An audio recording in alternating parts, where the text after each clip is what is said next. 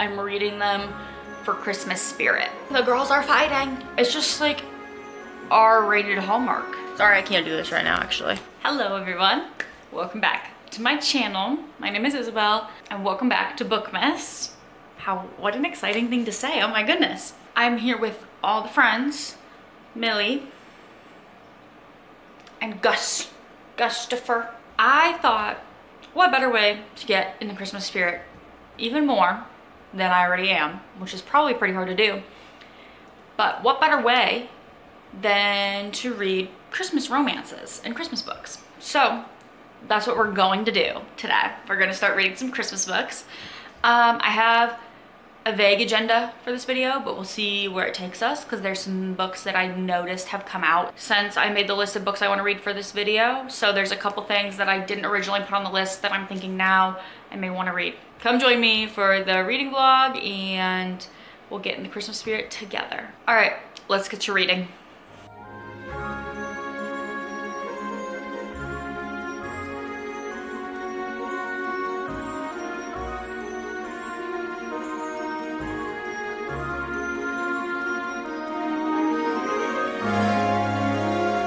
I started The Bright Side of Christmas by Morgan Elizabeth. And this, okay, first of all, this cover, I wish I had a Kindle color soft to show you this because like it's pink, it's beautiful. I love it. The cover. The book, I'm not sure I love. I don't hate it, but The Bright Side of Christmas is about a woman who lives in a small town and it's like Christmas time and she's on the decorating committee and she's taking care of a lot of favors for a lot of people. Sorry, my cats are wrestling. And then her neighbor, Adam, is the male main character, and he has just moved in and he is refusing to decorate for Christmas when she goes over to ask him. So they're kind of fighting this like fake enemies or like romance version of enemies to lovers situation where they're like having this weird feud over him decorating for Christmas. Honestly, it's really funny and iconic. I feel like I'm getting secondhand stress from this book. Like, the one thing about the main character is that she's so like gung-ho about helping everyone else and not taking care of herself, and it's stressing me out. Like, I'm getting secondhand stress. On top of that, I feel like she doesn't have any other character traits besides the need to help everyone all the time, and the fact that she can't take care of herself is like her only character trait. It doesn't say flaw, but like it's also her only character flaw, but it's her only character, like it's her only trait that I could tell you right now. The only thing I know about her is that she does not take care of herself and she puts everyone else before her and has no boundaries. And I mean, the whole book is that, really. I feel like Adam had like a little bit of a plot at the beginning and we lost it, and I'm like, I want to hear more about him actually, and I know I will. That's okay. It is very cute and festive. I will say it's making me very festive feeling. I am 44% of the way through. I have been reading it over my lunch breaks and in the evening. I'm on chapter 16. I'm liking it in the way that I'm not gonna remember it. You know what I mean? I don't know, I don't have high expectations for these books, but I was really in the mood, and I still am really in the mood for like romance like this. So it is kind of hitting the spot, I will say. Despite the like secondhand stress I'm getting, it's hitting the spot. That's really what I came to update you about. I'm gonna continue reading and hanging out, and I'll update you more once I've like read more. But I don't anticipate that many of my thoughts are gonna change, if we're being honest. Say hi guys. Hi guys, I like to play. I love my sister. I'm getting bigger and bigger every day. Say, I go crazy. Hey y'all, I finished, what is this called? The Bright Side of Christmas last night, and my thoughts did not change much at all. I think I stayed on business on what I said. It's weirdly unbalanced. The depth of the male character was not there. It felt like an afterthought that the male main character had a story at all. And it felt like a self-insert with the female character because of how in-depth her like weird need to please people went. And so I don't know that I'm gonna rank or like rate the videos the videos. Oh my God. I don't know that I'm gonna rate the books in this video just because like I'm not reading them for a good book. I'm reading them for Christmas spirit. With that said, I'm just gonna move on from this one. It wasn't amazing. It wasn't, well, I don't want to say it was terrible. It wasn't amazing. Whatever. We're moving on, upward and onwards.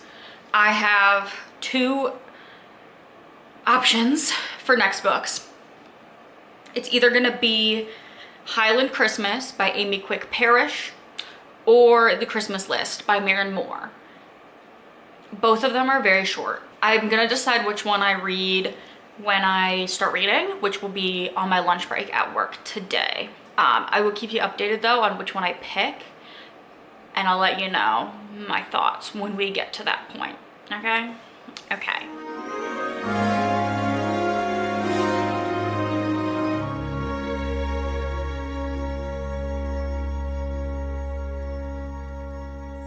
We are in fact back where we started. However, I did read at work and I read quite a bit. I did end up going with The Christmas List by Maren Moore. This is a novella. So let's start there. This is a novella. And I'm struggling because I know I can't like critique it the same way I would critique a whole novel. But I don't know where to like draw the line because this is moving so fast. I'm like 75% of the way through, mind you, after like an hour of reading on my lunch break. So yeah, I read for an hour at work. I'm 75% of the way through. And I mean, it's just like R-rated Hallmark core. I think I like this one better than the last one. When I say this, I don't mean to be mean. I really don't. But I think it's because this is a novella. I'm not expecting insane depth. The expectations differed between the first book I read and this book, and that's where things are like going a little bit better for me because I'm not expecting insane depth. I'm not expecting a full fleshed out character arc for everyone. I'm not expecting a fully fleshed out plot, like nothing like that. So I think it's going a lot better. It's clearly like an interconnected standalone series, I think. Like I think her brothers all have books too. I don't know if they're all other Christmas books. My plan is just to settle in and finish this right now, to be honest. It's gonna take me like, I think it literally told me there was like 15-20 minutes left on my Kindle when I put it down when lunch was ending. So I'm gonna go ahead and finish it. Once again, not gonna rate it. It's like almost unrateable to me just because it's literally not like, it's incomparable to like regular books that I read. So I don't want to write it on the same scale, like the same 5-star scale that I rate all the other books I read. I don't know if that makes any sense. Let me mention this. This is The Christmas List. It is like, I didn't know it was a second chance romance. So this is like a single dad, second chance, small town romance where she gets a new student in like her kindergarten classroom, and then the student is like, oh, meet my dad. And her dad is like the teacher's ex, like the female main character's ex from like 8 years ago or whatever. So that was interesting, and like that has been interesting to see the second chance part of it. I do love a second chance romance. I fear it's my favorite. So like that was a like welcomed surprise to see that happening. And honestly, the single dad thing is great. I have a hard time gauging with children like what is realistic and what is not.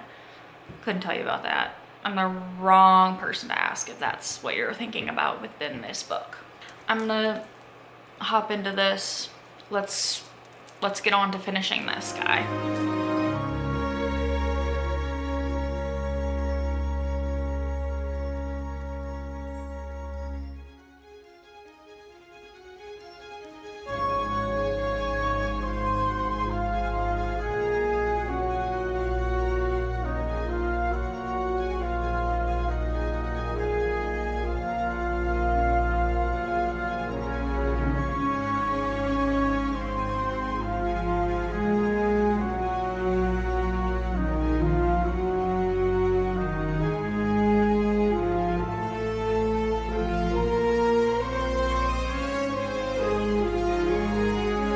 Hey y'all, my dishwasher's running, so ignore that for a second here.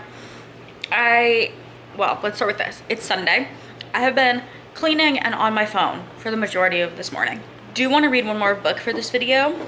So I'm wanting to read Highlands Christmas by Amy Quick Parish. Now, I'm going to Scotland in a couple days. And so that is like my main motivator for wanting to read this right now, is to like get in the little Highland Christmas, Scottish Christmas experience vibe. So I'm gonna sit down and read this and try to like be offline as much as possible. I have just been on my phone playing games when there's like real things that need to get done, or like better things I could be doing with my time. So I'm gonna put on this New York City evening winter balcony ambiance and we're gonna get into it.